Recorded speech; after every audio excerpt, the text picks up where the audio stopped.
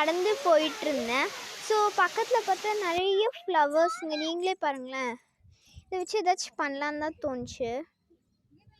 Flowers வச்சு ஒரு flower crown daisy flower வச்சு பண்ணுவாங்களே, அதே மாதிரி எனக்கு பண்ணணுன்னு தோணுச்சு.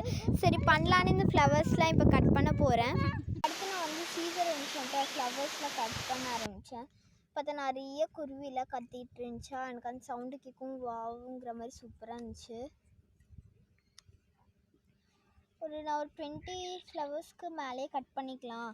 அதுக்கு மேலேயே இருந்தால் கூட ஓகே, ஏன்னா எக்ஸ்ட்ரா கட் பண்ணிக்கிறது பெஸ்ட்டு.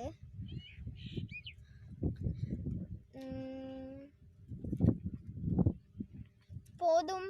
நல்ல பிளேஸாக பார்த்து உட்காந்துட்டோம் ஆக்சுவலாக பக்கத்துலேயே. ஸோ இங்கே தான் நான் உங்களுக்கு அது எப்படி பண்ணணுன்னு காமிக்க போகிறேன். அடுத்து இந்த மாதிரி நான் வந்து ஹோல் போட்டுக்கிட்டேன்.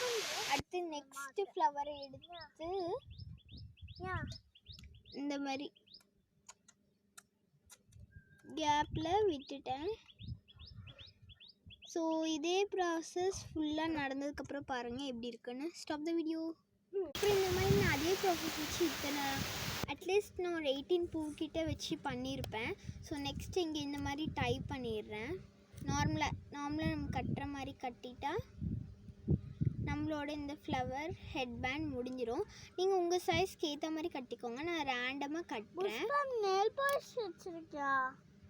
பக்கத்தில் ஒரு குட்டி பாப்பா இருந்துச்சு, அந்த பாப்பாவுக்கு நான் போட்டு விட்டு காமிக்கிறேன். Stop the video. Final output இப்படி தான் இருந்துச்சு.